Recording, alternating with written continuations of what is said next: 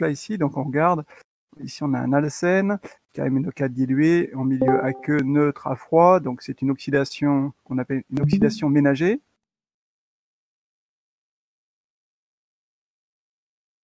C'est-à-dire sans casser toute la molécule.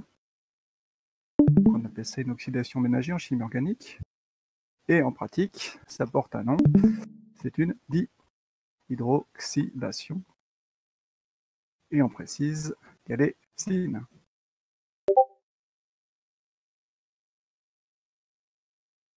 Voilà, donc réaction de dihydroxylation syne.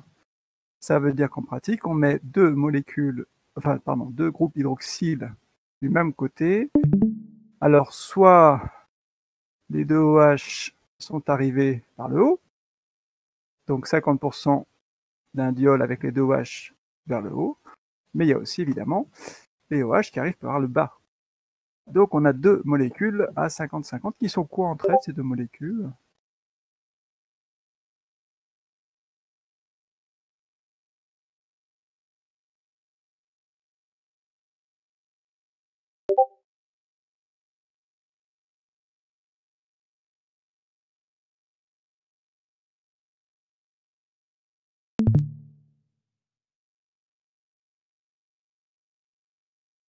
Vous ne le voyez pas? Vous m'entendez bien?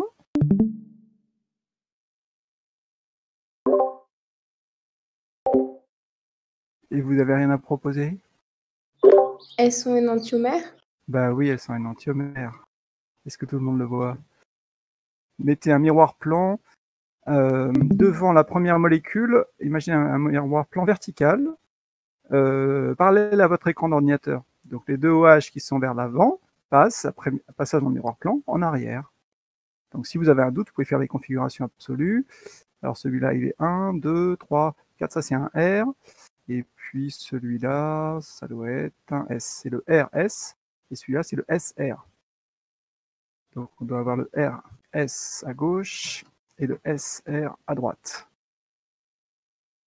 C'est pas un composé méso, attention, parce qu'il n'y a pas de plan de symétrie, parce qu'il y a CH3 et H qui sont différents. Donc la molécule est chirale, elle n'a pas de plan de symétrie ni de centre de symétrie. Elle est bien chirale. Et on les obtient en mélange donc racémique 50-50.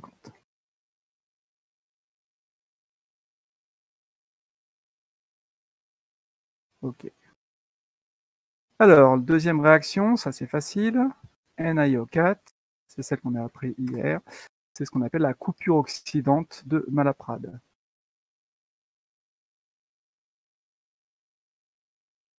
Donc, il coupe les diols spécifiquement. Donc, il faut bien deux fonctions alcool sur deux carbones voisins. C'est bien ce qu'on a.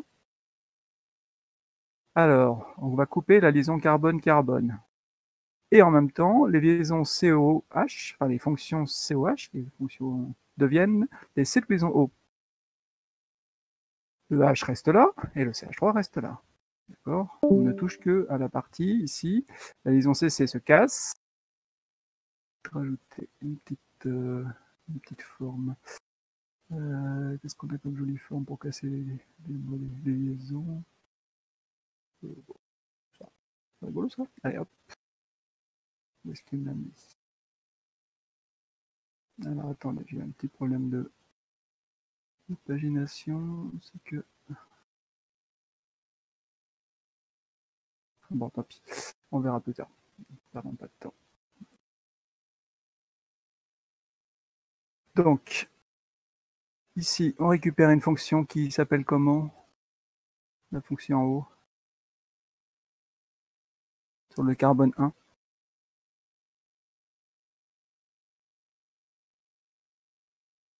Alors, quand vous cherchez le nom d'une fonction, vous commencez éventuellement par donner sa valence. Du coup, ça donne tout de suite une idée. Valence égale.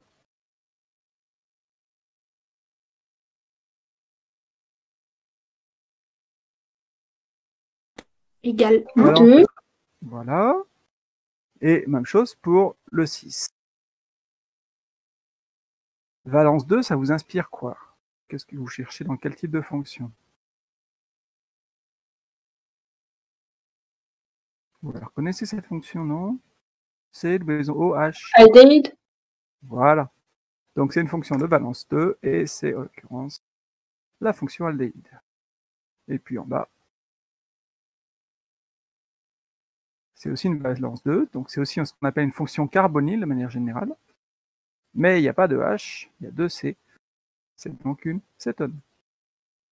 Donc s'il y a un H sur le carbone, on obtient une fonction aldéhyde. S'il y a un alkyle, on obtient une cétone. Donc ça dépend, parfois on obtient 2 aldéhydes, parfois un aldéhyde, une cétone, parfois 2 cétones. Alors une fois qu'on a fait ça, moi j'aime bien, c'est redessiner la molécule de la manière suivante, en zigzag, la chaîne carbonée la plus longue, comme ceci, en zigzag, en remettant les fonctions, et je peux donner du coup son nom facilement. Je numérote la chaîne carbonée, 1, 2, 3, 4, 5, 6, 7, c'est dérivé de l'heptane, avec une fonction aldéhyde et une fonction cétone. Alors ça, c'est pas évident. La fonction aldéhyde, on va la mettre en bout de chaîne, en fonction prioritaire, heptanal. Et du coup, celui-là, on l'appelle comment? Il y a un oxygène sur le carbone 6, oxoheptanal.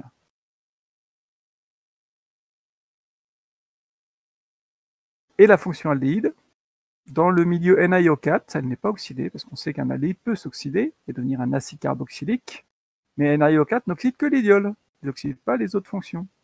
Donc c'est ce qu'on appelle un oxydant sélectif. D'accord? NiO4 oxyde sélectivement les diols et pas les autres fonctions. Ça va pour cet exemple? Donc ça peut être intéressant d'avoir un cycle et de le couper pour faire une chaîne carbonée avec introduction en même temps.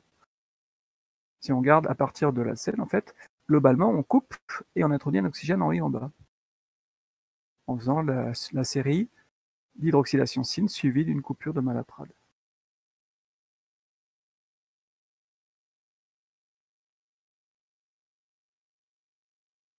Ok, je vous ai sorti une réaction qu'on utilise en histologie, donc histologie de l'étude des tissus, la réaction de McManus, qui est une association PAS, periodic acid, and Schiff reagent.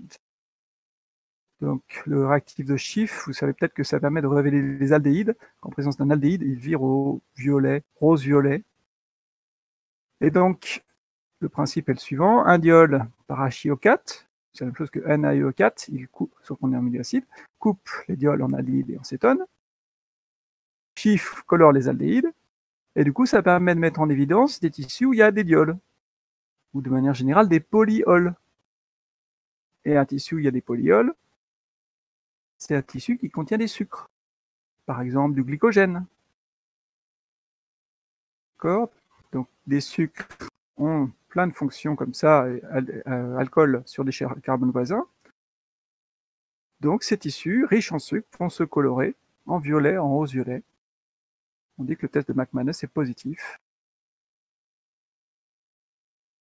Voilà, ça permet de mettre en évidence les sucres dans les tissus.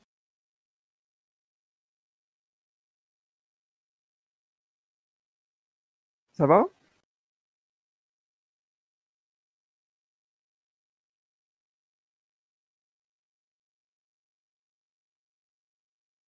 Ok, on termine par les réactions d'oxydation combinées, c'est-à-dire on va mettre plusieurs oxydants en même temps et regarder ce qui se passe. Alors celui-là, c'est donc les deux s'appellent les réactions de Lemieux. Il y en a une qui s'appelle Lemieux-Johnson et l'autre Lemieux-Rodloff, mais bon, Lemieux ça me suffira. Hein. Lemieux étant l'ennemi du bien, ouais, Lemieux ça suffit. Allez. OSO4, catalyseur, NiO4, stoichiométrique. Deux équivalents. Donc ça c'est un terme de chimie organique qu'on utilise beaucoup, enfin un terme de chimie générale là aussi, mais on utilise beaucoup en chimie organique. Deux équivalents veut dire, si je mets une mole de ça, je mets 2 moles de NiO4. Donc 2 pour 1. Alors, qu'est-ce qui se passe? OSO4, on a vu que c'était un réactif de dihydroxylation syn. Il fait comme KMNO4, donc il fait un diol. Donc il oxyde l'alcène, donc il se réduit. On obtient une forme réduite, je ne sais pas trop sa forme, ça ne m'intéresse pas trop. Ce qui est sûr, c'est qu'NiO4 reforme le OSO4, et du coup, on en a besoin juste d'un tout petit peu de OSO4, puisqu'il est régénéré au fur et à mesure de la réaction. Comme il coûte très cher, c'est bien. Et puis ensuite, NiO4 voit un diol, hop, il le coupe. Donc on fait une dihydroxylation, coupure oxydante, à la suite. Et ici, avec celui-là, on obtient deux fonctions aldéhydes. Les fonctions aldéhydes, dans ce milieu, ne s'oxydent pas. Pourquoi? Parce que NaIO4 n'oxyde pas les aldéhydes. Donc on récupère deux fonctions aldéhydes.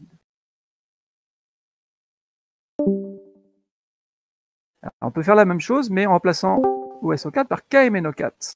Et là, ça change. Pourquoi? Parce que KMNO4 fait aussi une hydroxylation syn. NaIO4 coupe. Ah oui, mais KMNO4, c'est un oxydant puissant. Il oxyde toutes les fonctions. Et une fonction aldéhyde de valence 2 peut passer à acide carboxylique valence 3. KMNO4 fait ça très bien. C'est très rapide. Donc KMNO4 oxyde les aldéhydes en acide carboxylique. KMNO4 devient MNO2. MNO2 est oxydé par NaO4 en MNO4- et resserre au début. Donc c'est pour ça qu'il suffit d'une toute petite quantité de KMNO4.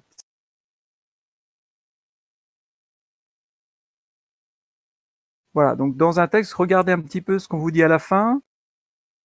Par exemple, on va vous donner une indication. Si on fait la réaction du dessus, on va vous dire le produit est positif au test de Schiff. Ah, test de Schiff, ça veut dire aldéhyde. Ah, donc ça veut dire qu'on s'est arrêté à l'aldéhyde. Les aldéhydes ont été conservés. Est-ce que vous connaissez d'autres réactions de test caractéristiques de la fonction aldéhyde?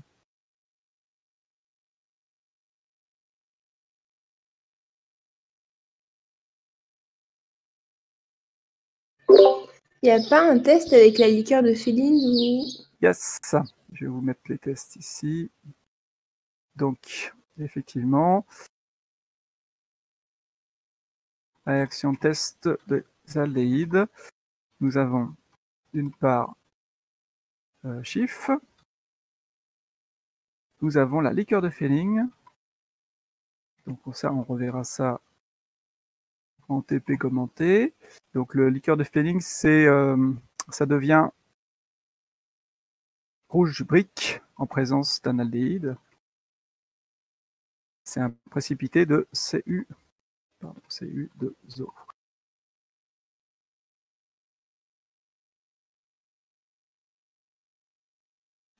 Schiff, Féline, bon, c'est pas mal. Et donc si on va jusqu'à l'acide, lui, est négatif à Schiff, négatif à Féline. Donc ça permettrait de les distinguer. Ok. Alors, le chapitre alcène est très dense, il y a plein de réactions. Donc, je vous ai fait une petite fiche bilan. Donc après, je ne les ferai pas forcément pour tous les chapitres, ça sera à vous de les faire, mais voilà comment ça se présente. Le nom de la réaction, les réactifs, alcène, l'hydrogène. Les conditions expérimentales, c'est-à-dire est-ce qu'il faut chauffer ou est-ce que c'est à froid. Si sans indication, ça veut dire qu'il n'y a pas besoin de chauffer. Et éventuellement, est-ce qu'il y a besoin d'un catalyseur? Donc au-dessus des flèches, en général, ce sont des catalyseurs. Soit le nickel, soit le palladium, soit le platine. L'un des trois suffit évidemment. Et puis, les caractéristiques de la réaction. Est-ce que la réaction est une addition, une élimination? On verra les réactions après d'élimination. Et puis, est-ce qu'elle est syn ou anti? Donc, les caractéristiques stéréochimiques. Donc ici, à H2, on a vu que les deux H se mettaient du même côté de la douaison. Addition syn. Voilà, on a fait ça pour chaque réaction. Addition de HCl, HBr, l'hydrohalogénation, H2O, hydratation. Alors, H2O, il faudrait un catalyseur acide. Pour HCl, HBr, il n'y a pas besoin, puisque l'acide, c'est déjà le réactif, en fait. Donc là, on passe par un carbocation. Comme on passe par un carbocation, c'est ni syn ni anti, puisqu'un carbocation, c'est plan, et ça se fait attaquer ensuite en haut et en bas. Donc on obtient un mélange de stéréoisomères. Et par contre, la réaction est régiosélective, selon la règle de Markov-Nikov. Donc vous devez savoir ce que c'est et comment l'expliquer avec l'étape cinétiquement déterminante, les deux carbocations possibles, un profil énergétique. La dihalogénation, BR2, c'est souvent BR2, mais aussi CL2 aussi. CL2, comme il est gazeux, on l'utilise moins. Donc on présente plutôt sur BR2. Avec l'intermédiaire ion ponté-bromonium. Attention, on ne passe pas par un carbocation ici. Le N-bromosuccinimide. Ah, il manquait ici, succinimide. Alors, je suis toujours un peu embêté, NBS. Est-ce que vous êtes censé connaître la structure? Ça serait pas mal. En général, on vous le rappelle dans les énoncés. Mais bon, c'est une molécule au programme, donc c'est pas mal de connaître la structure. L'époxydation avec un péracide carboxylique. Je vous ai donné par exemple le MCPBA, qui donne donc un époxyde. Et puis l'époxyde, ensuite on l'hydrolyse, soit en milieu basique, soit en milieu acide, et on obtient un diol. La dihydroxydation SYN avec KMNO4 ou OSO4. On n'entend plus? Ah. Tant je parle toujours. Non, c'est bon. Moi, j'entends encore. Ouais. Je vous entends. Non, ça marche. Non, ça marche. Ok. Ok. Et enfin, la réaction. Et enfin, la réaction. Si vous pouvez fermer vos micros. Si vous pouvez fermer vos micros. Merci. Donc, la réaction de Malaprade, la coupure oxydante des diols vicinaux. Donc, coupure de la SSC et en même temps, les fonctions alcool donnent des fonctions carbonyles. Voilà. Est-ce qu'il y a des réactions sur lesquelles vous souhaitez revenir? Sinon, on va passer à la partie TD après.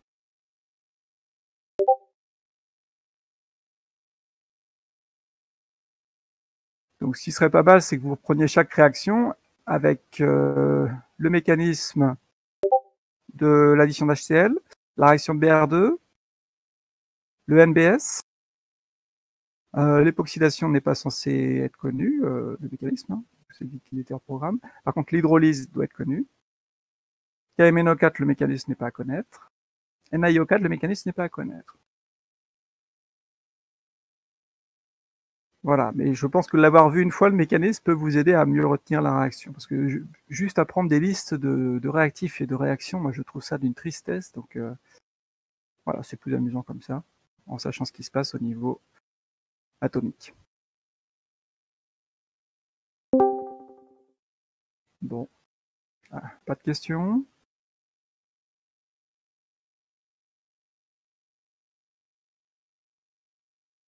On attaque le TD? Allez. Alors, je vais commencer par le 4. Alors, le 4, allons-y. Il est là. Donc, un époxyde. Alors, pardon, je reprends l'énoncé. Un époxyde en présence d'un alcool, qui est le méthanol, catalyse H2SO4. Donc, catalyse acide. Donc, on sait qu'il faudra écrire le mécanisme avec des H+, et pas des H-. Il n'y a pas d'H- dans le milieu, en milieu H2SO4. Donc, allons-y. Je vous ai mis des petites cases qu'on va remplir. Alors, analyse de la réactivité, on a un catalyseur. Le catalyseur, chose très importante, va intervenir en général dès la première étape. Donc l'époxyde et le catalyseur, H2SO4, c'est un donneur d'H+, pour un chimiste organicien. Donc on va écrire juste le mécanisme avec H+, c'est plus simple. Un H+, avec une lacune, c'est un acide de Lewis, c'est aussi un électrophile. Donc en face, on cherche une base de Lewis ou un nucléophile. Ah bah, l'oxygène a des doublets, donc il est basique de Lewis, il est nucléophile, un nucléophile, plus un électrophile, ça y est. La flèche symbolise que le O se lie à H.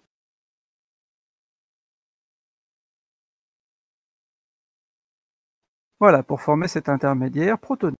C'est juste une protonation, une réaction acetobasique, a priori, qui doit pouvoir se faire dans les deux sens. Protonation, déprotonation. Ensuite, cette molécule a un plus, mais en fait, ce plus, il n'est pas du tout sur l'oxygène. Il est réparti entre les H et les C, qui sont moins électronégatifs. Alors, soit H s'en va et on repart en arrière, soit ça se passe sur le carbone et là, ça devient intéressant. Donc, les carbones sont électrophiles, les deux, évidemment. Ils ont le même delta+. J'en ai mis un à droite, mais il y a le même à gauche. Et à droite, CH3OH, c'est un nucléophile. Nucléophile, par son oxygène, attaque l'électrophile. Alors, le carbone a déjà 4 liaisons, donc il faut casser une liaison. On va casser la plus fragile, pas la CC, la CO. Pourquoi? Parce qu'elle est déjà polarisée. Donc, on casse plus facilement les liaisons polarisées. Avec l'oxygène qui va emporter le doublet, bah oui, puisqu'il est plus électronégatif. Donc, ce qu'on obtient, on obtient cet intermédiaire où le CH3OH est arrivé à faire une liaison avec le C et le OH s'est détaché en haut. Donc ici, en l'occurrence, on a une fonction alcool.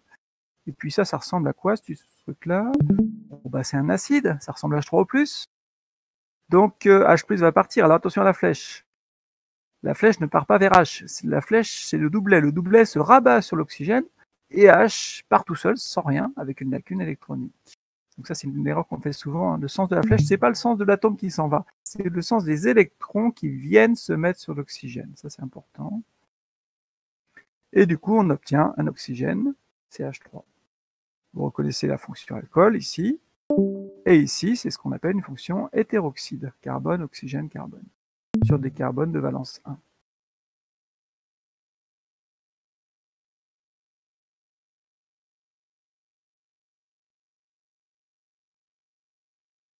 D'accord. Donc dans le cours, on avait vu avec H2O, CH3OH, ça ressemble à H2O, sauf qu'il y a un CH3 à la place d'un H. À la fin, il y aura un CH3 à la place d'un H. Au lieu d'obtenir d'un diol, vous avez un diol d'un côté, un hétéroxyde de l'autre.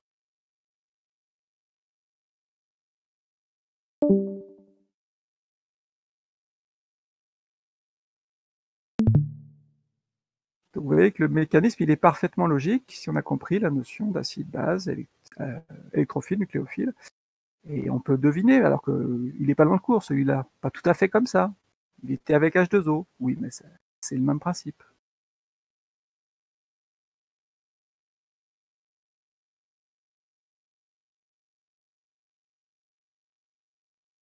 Alors, deuxième réaction.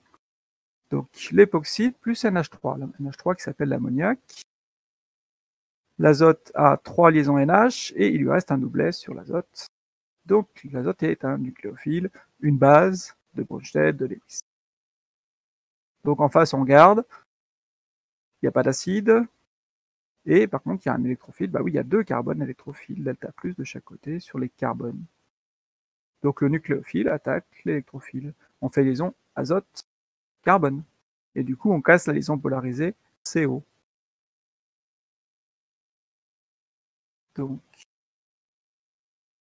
on obtient ouverture de la liaison CC, au moins, et l'ammoniac est arrivé ici, et donc sous forme NH3, et puis liaison CN, et regardez, il a maintenant une charge plus, puisqu'il a 1, 2, 3, 4 électrons propres, alors que là, il en avait 5, l'azote. Conservation de la charge, s'il y a un au moins qui apparaît, il y a forcément un plus qui apparaît, celui qui donne devient plus, celui qui reçoit devient moins. C'est logique. Ce truc-là, ça ressemble à quoi? Ça ressemble à H-. C'est une base. Bah oui, c'est un alcoolate. Un alcoolate, c'est comme H-. C'est plus fort qu'H-. C'est une base forte. Base de Bronsted forte.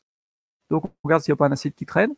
Ah bah oui, un H4,3 plus là. C'est ce qu'on appelle un ammonium, une amine protonée. Donc le plus, en fait, il est réparti sur les H, qui sont moins électronégatifs que l'azote. Donc H delta plus, acide. L'oxygène vient chercher le proton acide à l'intérieur de la même molécule, donc ça va être très rapide. C'est une prototropie, réaction acido-basique intramoléculaire. L'oxygène au moins devient OH, et le NH3 devient NH2. Donc réaction acide-base intramoléculaire, aussi appelée prototropie. Et donc on obtient un alcool, un aminoalcool. 2-amino-éthanol. J'ai une question. Oui. Donc, j'ai pas bien compris, c'est parce que c'est rapide, c'est dans la même molécule? Oui, le fait que ce soit dans la même molécule, bah, c'est juste à côté, donc la probabilité qu'il se rencontre est beaucoup plus grande que si c'est dans des molécules différentes, effectivement. Donc l'étape lente, ça va être la première étape, l'ouverture d'une liaison CO, qui est quand même une liaison relativement dure à casser, et la deuxième étape est une réaction rapide. Donc la première étape, j'appelle ça une addition nucléophile, hein, puisqu'un nucléophile arrive sur la molécule et s'additionne. 2 molécules n'en forment plus qu'une à la fin. Et ensuite, réaction acido-basique intramoléculaire.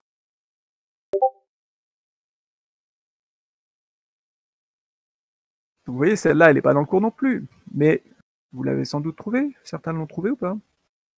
Dites-moi. Au moins la première étape.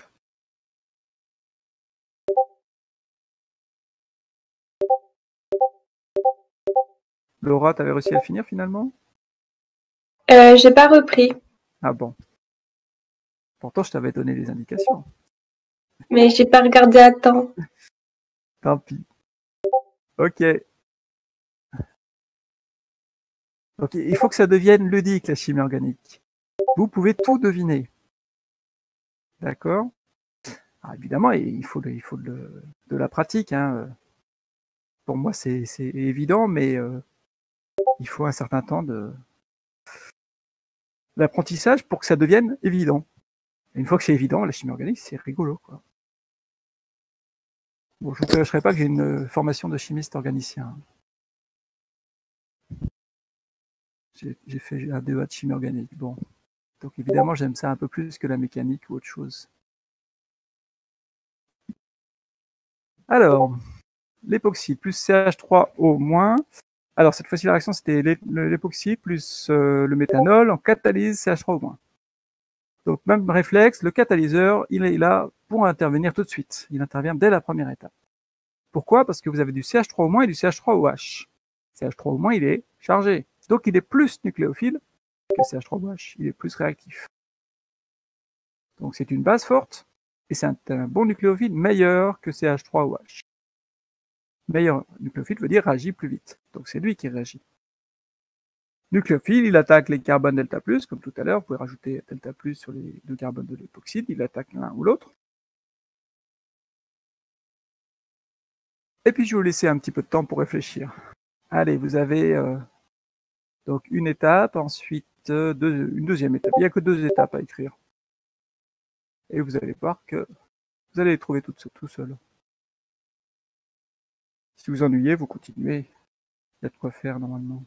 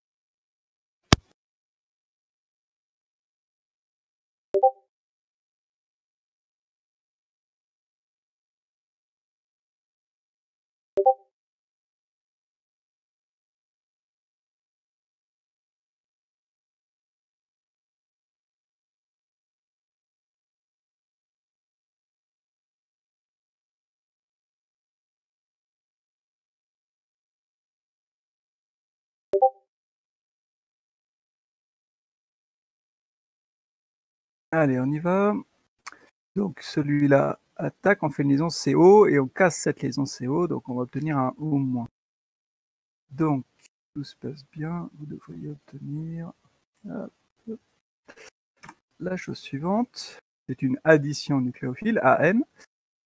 Donc l'oxygène à gauche devient O- et celui-là fait une CO. Donc 2 carbones ici et le CH3. Alors ça c'est un alcoolate, c'est un alcool déprotoné, c'est comme H-, c'est une base forte. Ça ressemble à H-.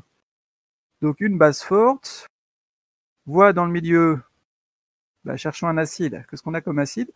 Bah, le meilleur acide présent, c'est CH3OH, mais il n'y a que celui-là. Donc on n'a pas le choix. La base vient capter un proton de CH3OH et du coup, lui récupère un proton. Et donc, c'est une réaction acido-basique qui va protoner le O- en OH et libérer CH3O-. On récupère notre catalyseur qui peut servir dans l'étape 1. C'est bien un catalyseur, pas de problème. On obtient un alcool et un hétéroxyde. Ah bah le même que à la réaction 1. Donc à la réaction 1, on l'avait fait en milieu acide. On peut aussi le faire en milieu basique. Donc l'hydrolyse acide ou hydrolyse basique, les deux sont possibles.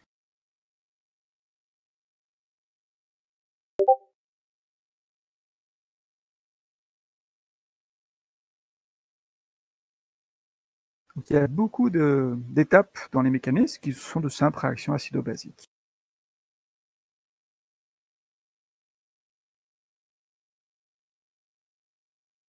Alors, question 4, l'époxyde plus CH3OH, catalyse CH3O-, il y en a plus, autrement dit c'est la même réaction, mais la molécule est dissymétrique. Alors ça va attaquer où? Eh bien on s'aperçoit que ça attaque sur le carbone de gauche. Pourquoi? Parce qu'un nucléophile, il doit approcher pour faire sa liaison, et quand il approche, il y a un côté où c'est encombré, et l'autre côté c'est pas encombré. Et il approche plus facilement là où c'est le moins encombré. Donc c'est un problème d'encombrement stérique. Les nucléophiles attaquent en général sur les carbones les moins encombrés. Donc on fait la liaison CO à gauche et le O- bascule à droite. Et ensuite, c'est la même réaction que tout à l'heure, réaction acido-basique. L'alcoolate se protonne avec qui? Il n'y a que du CH3OH comme acide. Le meilleur acide, c'est CH3OH, donc avec CH3OH, pour donner un alcool. Et CH3O-, le catalyseur. J'ai oublié de le remettre, plus CH3O-, hop, qui va resservir au début. Vous pouvez ajouter plus CH3O-. Donc fonction hétéroxyde à gauche, fonction alcool à droite.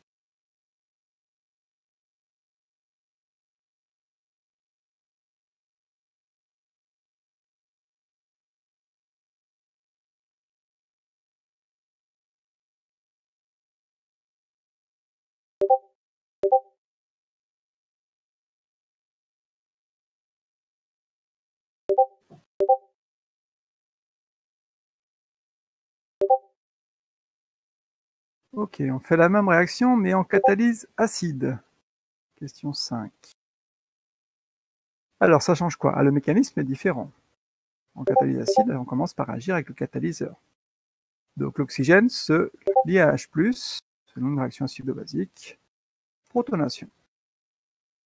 Intermédiaire. Ok. Et cet intermédiaire voit le CH3OH. Attention, il n'y a plus de CH3O-. On est en milieu acide cette fois-ci. Donc, il y a du H+, et du CH3OH, c'est tout. Donc, le meilleur nucléophile présent, c'est CH3OH. Alors, il attaque à gauche sur le carbone le moins encombré ou à droite sur le carbone le plus encombré. Eh bien, on s'aperçoit qu'il attaque sur le carbone le plus encombré. Donc, ce n'était pas ce que je pensais initialement. Si je fais comme pour la question 4, j'attaque sur le carbone le moins encombré. Ah, c'est plus compliqué que ça. Visiblement, c'est pas toujours un problème d'encombrement stérique. Donc, il attaque plutôt à droite. Et puis après, il se déprotonne. Il perd un H+. Alors, l'oxygène récupère son doublet et H+, part tout seul sans rien. Le catalyseur est régénéré. Donc là, on propose l'explication suivante. Lors de l'ouverture, en fait, ça va ressembler à un carbocation. Donc, la liaison CO a tendance à se casser avant que celui-là arrive. Autrement dit, on appelle ça un état de transition précoce. Donc si celle-là se casse, ça fait un carbocation tertiaire de ce côté-là. Et un tertiaire, c'est beaucoup plus stable que si ça se cassait de l'autre côté pour former un primaire. Donc, je vous ai mis les deux options. Non, je vous ai mis qu'une option, pardon. Si je casse plutôt la liaison CO ici, ça ressemble à un carbocation tertiaire. Et ça, c'est plus favorable que de l'autre côté. De l'autre côté, ça formerait un carbocation primaire.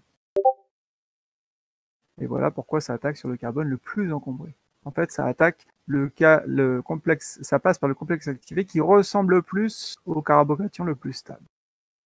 C'est un peu tiré par les cheveux comme explication, c'est pas simple.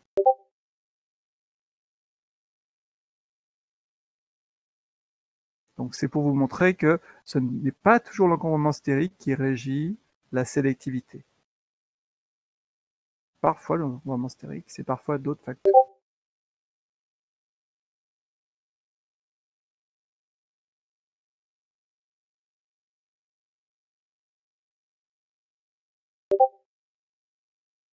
Alors, je vous laisse peut-être un petit temps de recherche pour 6 et 7, que vous ayez le temps de cogiter un peu.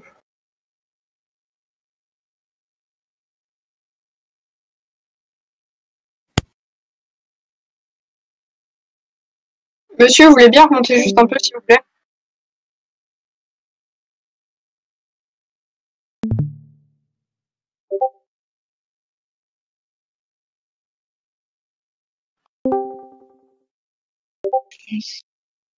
Pour pouvoir recopier les dernières étapes. Je pense que c'est ça que vous voulez, Margot. Effectivement. C'est un peu trop haut, c'est ça? Bah, je veux bien que vous remontiez plus haut pour. J'ai pas eu le temps de noter. Ah Pour, oui, oui, non, remontez comme ça. Excusez-moi. Oui. J'ai descendu au contraire. Oui, oui. C'est bon, merci. Voilà. Je vous enverrai le corrigé, hein, de toute façon, ne vous inquiétez pas.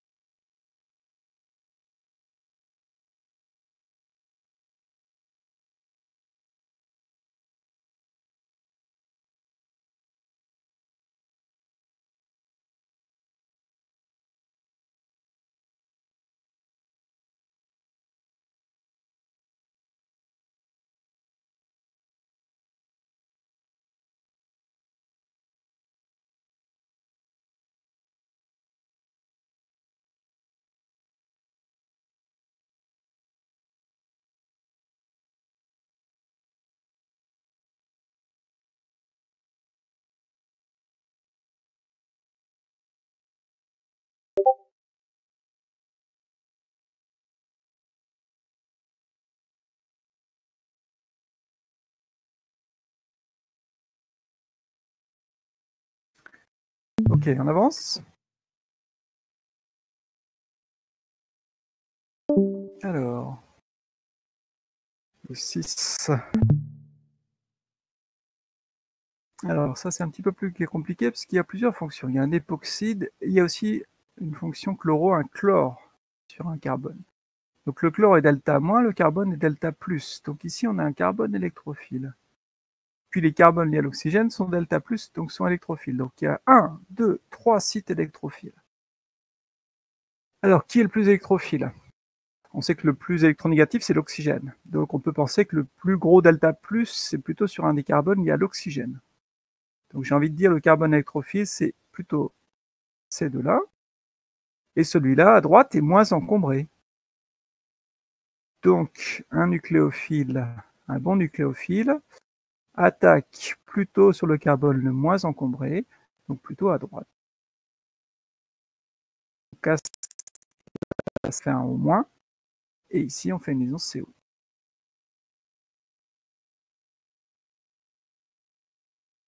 Donc le chlore, CH2, CHO-, et puis CH2O, CH2, CH3. Si vous avez un peu de mal avec les structures topologiques, écrivez les CH2, CH. Si vous êtes à l'aise en topologique, vous gagnez du temps, c'est ça l'intérêt. Donc ça, c'est selon vos capacités. Et ce qui est étonnant, c'est qu'à la fin, il y a à nouveau une fonction hypoxyde. Ah ben ça veut dire qu'elle s'est reformée, parce que le O-, il est nucléophile, et le carbone qui porte le chlore, il est delta+, ici, il est électrophile. Donc un nucléophile qui voit un électrophile à l'intérieur de la molécule, ah ben, fait une réaction intramoléculaire, on appelle une substitution nucléophile. Il y en a un qui arrive et un autre qui part. Donc on forme la liaison CO et on expulse Cl-.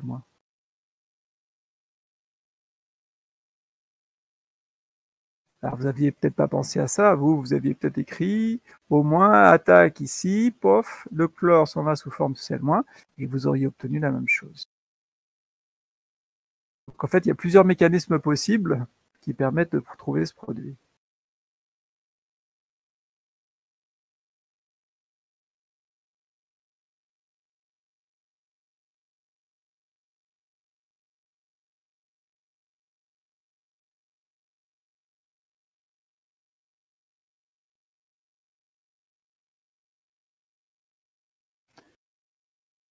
Alors le 7, on prend un époxyde plus du méthanol en petite quantité et en catalyse CH3O- Na+. Donc ça veut dire qu'essentiellement le réactif c'est l'époxyde. Il y a surtout il y a quasiment que de l'époxyde dans le milieu. L'époxyde tout seul ne réagit pas sur lui-même. Il a besoin de quelqu'un pour amorcer une réaction. Donc le quelqu'un, c'est le catalyseur, c'est CH3O-. Au-, hop, ça attaque nucléophile sur un carbone électrophile. Addition nucléophile. On appelle ça l'amorçage de la réaction. Et une fois que ça a commencé, on obtient un autre alcoolate. Qu'est-ce qu'il peut faire cet alcoolate? Il est nucléophile. Il voit dans le milieu, il y a essentiellement de ce truc-là, l'époxyde. Et bien il va réagir sur une deuxième molécule d'époxyde. Donc l'alcoolate qu'on vient de former vient réagir sur une deuxième molécule d'époxyde.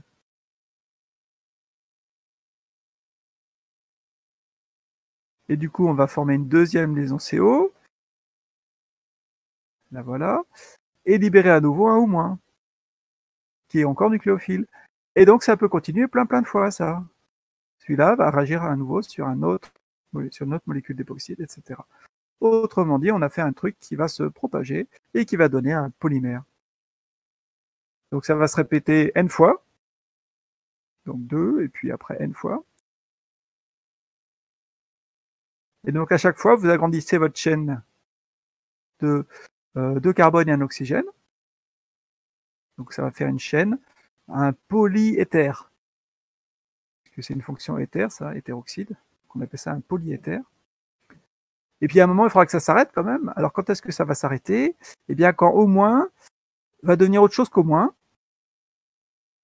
Et par exemple, enfin, de toute façon, c'est pas par exemple, c'est uniquement lorsque il rencontre un CH3OH. Ah ben là, il se protonne. Et quand il se protonne, ah ben ça s'arrête. Et on appelle ça du coup une réaction de terminaison, une étape de terminaison. Le polymère arrête de croître. Vous relarguez CH3O-, qui est le catalyseur, qui peut servir pour faire à nouveau de l'amorçage, donc une nouvelle chaîne de polymères.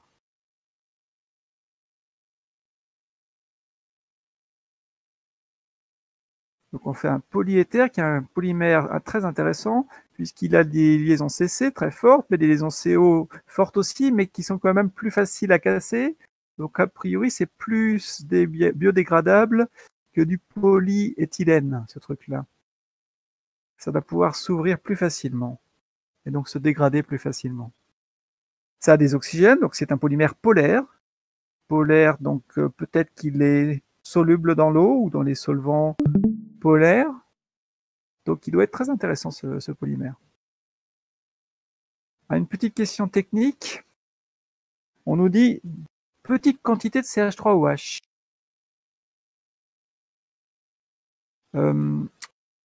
Plus je mets de CH3OH, plus les chaînes de polymères vont être courtes ou vont être longues. Donc, est-ce que de mettre beaucoup de CH3OH favorise la polymérisation ou au contraire l'empêche?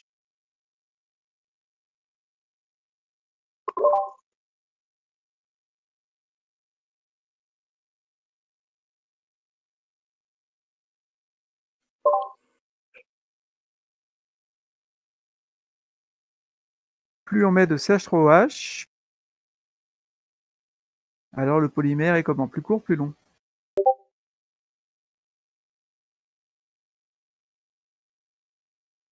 Court. Plus court, puisque c'est l'étape de terminaison. Plus on met de CH3OH, plus la terminaison a lieu rapidement, et donc plus les chaînes sont courtes. Donc vous pouvez, en fonction de la quantité de méthanol que vous mettez dans le milieu, vous pouvez faire des polyéthers courts ou des polyéthers longs. Et donc avec des propriétés différentes. Donc ça, c'est assez amusant. Vous jouez, vous pouvez modifier ce qu'on appelle le degré de polymérisation, c'est-à-dire le degré de polymérisation, c'est petit n. C'est le nombre moyen de monomères incorporés dans un polymère. Donc vous pouvez contrôler le degré de polymérisation juste en contrôlant la quantité d'alcool qui va terminer les chaînes. Donc on appelle ça une polymérisation anionique puisque les intermédiaires réactionnels sont des anions. Donc il y a plusieurs types de polymérisation, anionique, cationique et radicalaire.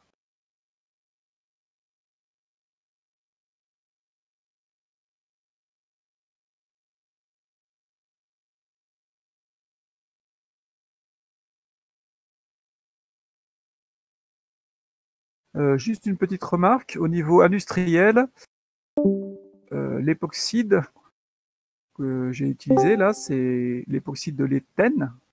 Il est très utilisé au niveau industriel et on le fabrique simplement avec de l'éthène, du dioxygène et un catalyseur. Donc c'est très facile à fabriquer, pas cher. Et après, cet époxyéthène, on appelle ça, peut être utilisé dans plein de réactions. Donc on appelle ça un intermédiaire de synthèse, c'est-à-dire quelque chose qu'on va fabriquer et utiliser pour fabriquer du produit fini après.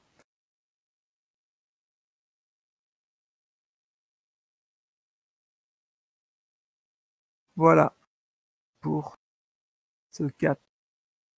Donc c'était pour vous montrer ce cadre un petit peu que à partir du cours, je peux vous demander des choses qui ne sont pas dans le cours, et avec les raisonnements de mécanismes du cours, vous devez pouvoir trouver tout ce qu'on a retrouver tout ce qu'on a fait là, parce que les mécanismes sont logiques. Donc une fois que vous avez compris cette logique de la chimie organique, vous allez vous amuser. J'espère que c'est déjà commencé.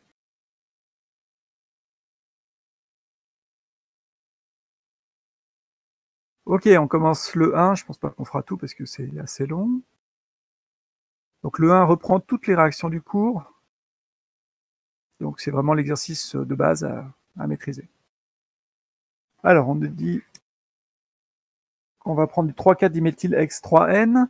Alors, numérotez votre chaîne quand il y a trop de carbone. Là, à partir de 3, vous commencez à numéroter. 1, 2, 3, 4, 5, 6, c'est bien un dérivé de l'hexane. Avec une double liaison, c'est bien un de l'hexène. Hex3N, ça veut dire que c'est la double liaison entre 3 et 4. Et puis un 3-méthyle et un 4-méthyle. Donc un méthyle sur les carbones 3 et 4. Ah, mais il y a deux possibilités parce qu'il y a le E et il y a le Z. C'est pas précisé dans l'énoncé. Ah bah du coup, je vais dessiner les deux. Il y a deux stéréoisomères possibles. Donc je vais étudier ce qui se passe sur l'un ou l'autre. Surtout qu'on me demande de préciser s'il y a la sélectivité, si c'est sin, si c'est anti. Donc, sous-entendu, c'est intéressant de regarder la stéréochimie des réactifs aussi. Alors, je vous laisse peut-être un petit temps pour me remplir les cases. Selon que vous partez du E ou du Z, je ne sais pas si vous aviez pensé à cette possibilité.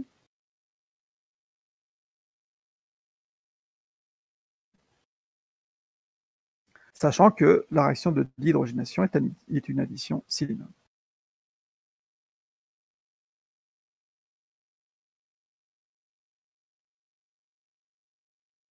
Donc on précise les conditions expérimentales, catalyseur nickel, pression et température usuelle 1 bar 20 degrés.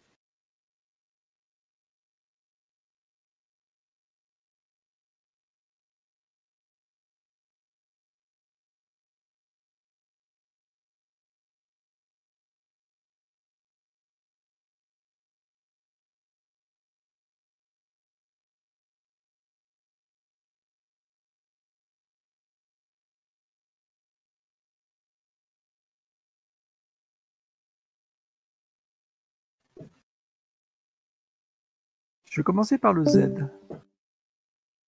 C'est plutôt plus facile. Alors, CH3 c'est méthyle, et CH2CH3 c'est éthyle. Donc dans le produit j'ai écrit méthyle et éthyle. Donc les deux H arrivent par exemple par le dessus. Donc éthyle et méthyle descendent un peu. Éthyle et éthyle étaient du même côté, ils restent du même côté. Méthyle et méthyle étaient en 6, ils restent du même côté. Et il se trouve que cette molécule, si vous regardez, elle a un plan de symétrie qui partage la molécule en deux. Donc elle a deux carbones asymétriques à gauche et à droite, mais elle est achirale, parce qu'elle est méso. Donc je l'appelle P3. Donc si les RH arrivent par le dessous, vous verrez, c'est la même molécule. Alors si je prends le E, les deux éthyles sont en trans, dans la double liaison. Donc dans le produit, ils vont se retrouver de part et d'autre, derrière, devant. Après ça va tourner, mais lors de la formation de l'alcane, il reste en arrière, en avant, ou en arrière, en avant, avec les H qui sont arrivés par le dessus ou par le dessous. Donc 50% de l'un, 50% de l'autre. Vous pouvez vérifier que ces deux molécules sont des énantiomères. Vous pouvez vérifier si vous avez un doute avec la configuration absolue. Il doit y avoir un RR et un SS. Ouais, je pense. Oui, c'est ça. Il y a un RR et un SS. Je ne sais pas lequel c'est, regardez. À droite, ça doit être le S.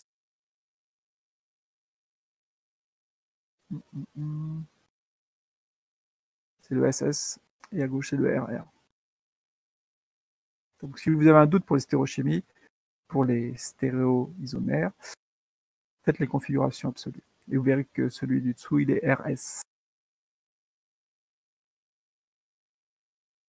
Donc, si on part du E, on obtient deux stéréoisomères seulement.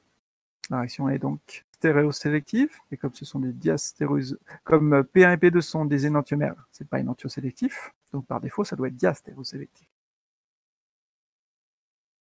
Si on part du Z, on n'obtient que celui-là. Et si on part de l'un ou de l'autre, du A ou du Z, on obtient des choses différentes. Donc la réaction est diastéréospécifique. Les produits sont différents selon le diastéréoisomère de départ.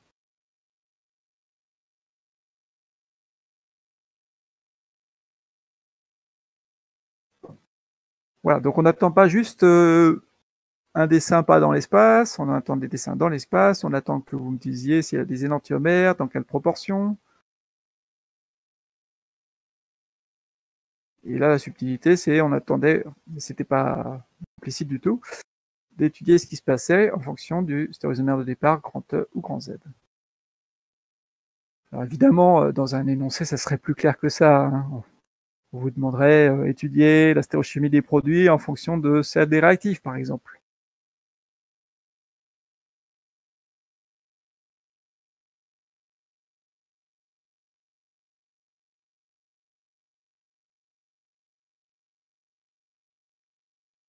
Alors, deuxième réaction. Un alcène. Alors, vous avez remarqué que dans mon énoncé, il n'y avait pas une seule molécule de dessinée. Il n'y a que des noms. Donc, ça veut dire qu'il ne faut pas être trop nul en nomenclature. Donc, la nomenclature, c'est pas très drôle, mais il faut être capable de lire les noms. Donc c'est du but-2N, donc butane. But-N, en commençant sur le carbone 2 entre 2 et 3. Et 2-méthyl, but-2N. D'accord? HBr, donc bromure d'hydrogène. Delta plus sur le H, delta moins sur le brome. On a un électrophile, un nucléophile. Le nucléophile attaque l'électrophile. On fait une liaison CH. Ah, il y a 2 carbones. Donc on fait une seule liaison CH pour 2 carbones. Donc il y a 2 possibilités. La liaison CH peut se faire avec le carbone qui est là. Et du coup, c'est le carbone de gauche qui est déficitaire en électrons avec une lacune électronique. Donc un carbocation tertiaire. Donc si vous avez du mal, c'est que vous avez besoin d'écrire les carbones et les H. Donc dessiner CH3, C, CH3, CH, CH3. Je pense qu'au début, il faut peut-être pas faire tout en topologique tout de suite. Hein. Le mieux, c'est d'essayer d'y venir rapidement, mais bon. On forme un carbocation qui ensuite se fait attaquer par Br-, et on obtient un produit bromé de classe 3, que j'appelle P3. La liaison CH aurait pu se faire à gauche, et du coup le carbocation serait été sur ce carbone-là, donc un carbocation lié à 2 carbones, un carbocation secondaire, donc un peu moins stable. Donc le produit moins favorisé, minoritaire, avec au passage, tiens, il y a un carbone asymétrique qui est arrivé ici. Donc à partir de là, on doit former les 2 configurations possibles, donc un mélange racémique des 2 énantiomères, puisque le carbocation a autant de chances de se faire attaquer par le haut que par le bas par Br-.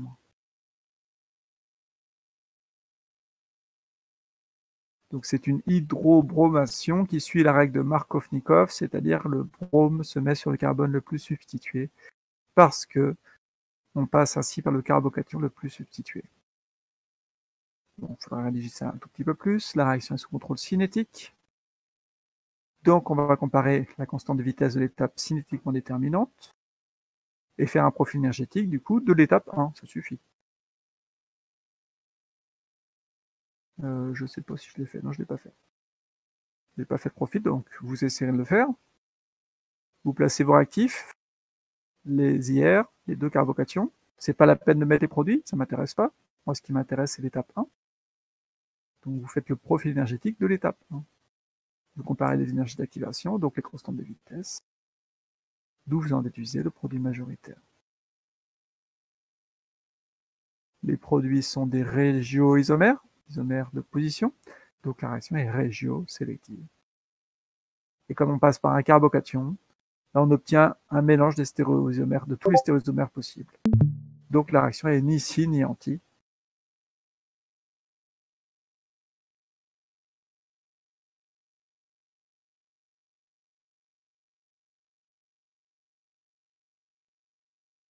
Ok. Bon, il est 18h, on va peut-être s'arrêter là. Je vous enverrai le corrigé, mais peut-être pas tout de suite, que vous ayez le temps de terminer l'exercice 1. Donc faites au moins le 1 en fonction du temps que vous avez. Dans le 1, il y a toutes les réactions sur les alcènes.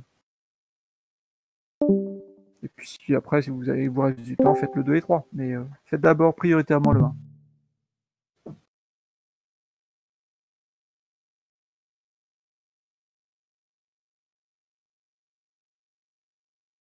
Voilà, il ne me reste qu'à vous souhaiter un bon week-end de 3 jours. Et pour ma part, je vais aller préparer le prochain DS. Bon week-end à vous aussi. Bon week-end. Au revoir. Au revoir. Au revoir, merci. Au revoir.